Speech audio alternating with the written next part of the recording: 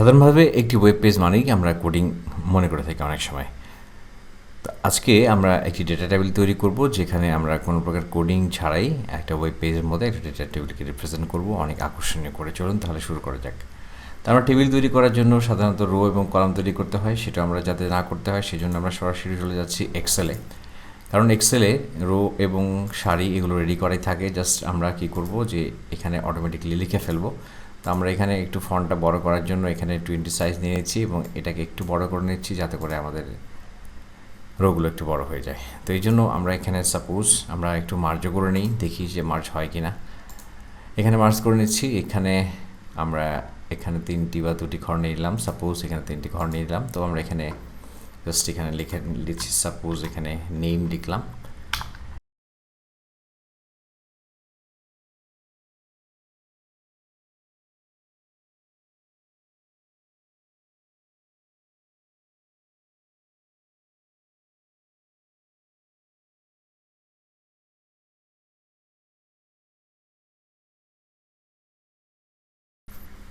যাই হোক, ধরে নিলাম আমরা টেবিলটি তৈরি করে ফেললাম। এখন এই টেবিলটিকে আমরা চাইছি যে টেবিলটাকে আমরা সরাসরি কোনো প্রকার কোডিং ছাড়াই আমরা একটা ওয়েব পেজে কনভার্ট করব। তো সেজন্য আমরা যেটি করতে পারি যে এখানে এটাকে সিলেকশন করে আমরা সরাসরি ফাইল থেকে চলে যাব সেভ অ্যাজ, এবং সেভ অ্যাজ থেকে আমরা এখানে এক্সেল ওয়ার্কবুক এখানে ক্লিক করে আমরা এখানে দেখতে পাচ্ছি যে ওয়েব পেজ HTML, এখানে আমরা ক্লিক করব এবং এখানে আমরা লোকেশনটি সিলেকশন করে দেব। তো লোকেশনটি আমরা এখানে জাস্ট ব্রাউজ করে আমাদের কম্পিউটারের যে লোকেশনটি আমরা দিয়ে দিব, সাপোজ ডেস্কটপ, এবং এখানে ডেস্কটপের মধ্যে আমরা একটা ওয়েব পেজ নামে ফোল্ডার দেখতে পাচ্ছি, ফোল্ডারই আমরা সেভ করে দিই এবং এটার নাম আমরা দিয়ে দিচ্ছি ডেটা টেবিল। এরপর আমরা এখানে সেভ দিয়ে দিচ্ছি। তো এখানে আমরা এন্টায়ার ওয়ার্কবুক দিতে পারি। তো আমি সিলেকশন দিয়ে দিলাম, সিলেকশনটা দিয়ে দিলে জাস্ট সেভে ক্লিক করলাম। সেভে ক্লিক করে আমরা জাস্ট পাবলিশে ক্লিক করব। পাবলিশে ক্লিক করলে আমাদের টেবিলটির উপরে একটা দেখি যে এই ডেস্কটপ একটি ফোল্ডারের মধ্যে আমরা দেখতে পাচ্ছি dataTable.htm নামে একটা ফাইল দেখতে পাচ্ছি এবং এখানে কিন্তু একটা ওয়েব পেজ তৈরি হয়ে গেল। দেখুন, তো আমরা এখানে একটু সোর্স কোডটা দেখে নিই যে সোর্স কোডটা অ্যাকচুয়ালি হয় কি না, তৈরি হয়েছে কি না। তা আমরা চাইলে কিন্তু অনেক সময় দেখা যাচ্ছে যখন আমাদের কোনো একটা ওয়ার্ড বা এক্সেলের কোনো ফাইল তৈরি হয়, সেই ফাইলটা যখন ওয়েব পেজে দেখাতে হয় তখন কিন্তু আমরা যেটা করি নর্মালি সেটা একটা স্ক্রিনশট নিয়ে একটা ইমেজ তৈরি করে সেটা কিন্তু ওয়েব পেজের মধ্যে দেখাই।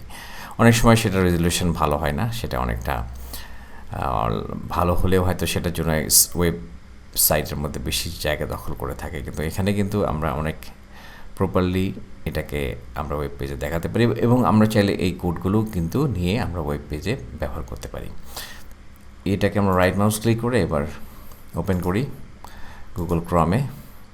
তো এখানে দেখতে পাচ্ছি আমরা যদি এটাকে সোর্সটাও দেখি, ভিউ পেজ সোর্স, তাহলে দেখতে পাচ্ছি আমরা অটোমেটিকলি কিন্তু দেখুন কোডগুলো কিন্তু জেনারেট হয়ে গেছে। তো চমৎকার লাগছে বিষয়গুলো যে একটা টেবিল তৈরি করলাম কিন্তু একটা কোডও আমাদের লিখতে হলো না এবং কোডগুলো কিন্তু অটোমেটিকলি জেনারেট হয়ে গেছে, যে কোডগুলো আমরা চাইলে যে কোনো পেজে যে কোনো ওয়েবসাইটের মধ্যে আমরা কিন্তু ব্যবহার করতে পারবো।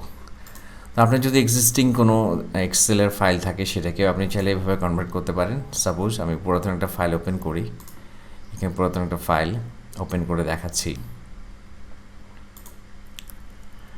আচ্ছা, এই ফাইলটিকে আমরা এখন যদি পুরো এখানে যতগুলো রয়েছে সবগুলোকে আমরা যদি একসাথে ওয়েব পেজে কনভার্ট করি তাহলে ঠিক একইভাবে ফাইল থেকে আমরা চলে যাব সেভ অ্যাজ, এবং সেভ অ্যাজ থেকে আমরা এখানে অপশানসে চলে যাব এবং অপশানস থেকে আমরা এখানে দেখিয়ে দিব যে আমরা এটাকে ওয়েব পেজে কনভার্ট করব। ওয়েব পেজ থেকে আমরা সিঙ্গেল এখানে আমরা ওয়েব পেজ এখানে দিয়ে দিব এবং এখানে এন্টায়ার ওয়ার্কবুক দিয়ে দিব এবং এরপর আমরা এখানে সেভে দিব এবং সেভ দেওয়ার পর আমরা এখানে লোকেশনটি দিয়ে দিব। লোকেশনটি একটু আমি ডেস্কটপে যাচ্ছি এবং ডেস্কটপ থেকে আমরা ওয়েব পেজ, এবং ওয়েব পেজ থেকে এটা একটা নাম এটাই থাকলো। এবার সেভে ক্লিক করব এবং ইয়েস করে দিচ্ছি। তাহলে লক্ষ্য করছি যে আমাদের এখানে আইসিএমএল স্কুল রেজাল্ট শিট নামে একটা HTML ফাইল তৈরি হয়ে গেছে, ওয়েব পেজ তৈরি হয়ে গেছে এবং এটাকে আমরা যদি ওপেন করি এটাকে যদি আমরা এখন ওপেন করি তাহলে লক্ষ্য করুন ওই ওয়ার্কশিটের মধ্যে যতগুলো পেজ ছিল সবগুলো পেজ কিন্তু এখানে ওয়েব পেজ আকারে ক্রিয়েট হয়ে গেছে এবং এখানে ট্রান্সক্রিপ্ট ব্ল্যাঙ্ক অল স্টিডি নামে যেটি ছিল সবগুলো কিন্তু এখানে তৈরি হয়ে গেছে। তো চমৎকারভাবে একটা ওয়েব পেজ তৈরি হয়ে গেল এবং ইভেন আপনি যদি চান যে এমএস ওয়ার্ডেরও যদি কোনো ফাইল থাকে সেই এমএস ওয়ার্ডের ফাইলেও আপনি কিন্তু এরকম চাইলে কোনো কাজ যদি আপনি ওয়েব পেজে শো করতে চান তাহলে সেটাও কিন্তু আপনি শো করতে পারবেন। যেমন আপনি এখানে এমএস ওয়ার্ডে কোনো কিছু একটা লিখছেন, এমএস ওয়ার্ডে লেখার পর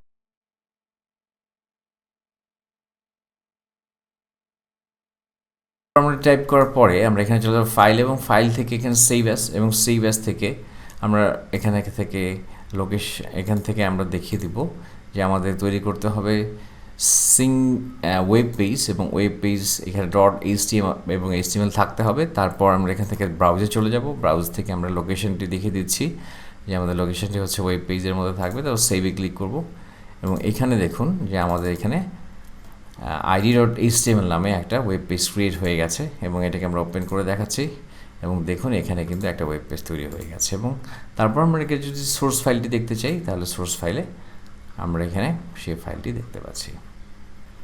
তো আমরা জানলাম যে আসলে কীভাবে আমরা ওয়ার্ড এক্সেলের ফাইলগুলোকেও কীভাবে একটা ওয়েব পেজে কনভার্ট করতে পারি। আশা করছি এটি আপনাদের জন্য হেল্পফুল হবে। যদি টিউটোরিয়ালটি ভালো লেগে থাকে তাহলে এরকম টিউটোরিয়াল দেখার জন্য উৎসাহিত করতে লাইক এবং কমেন্ট করুন এবং যদি আপনি এখনও সাবস্ক্রাইব না করে থাকেন তাহলে সাবস্ক্রাইব করে পাশে থাকুন।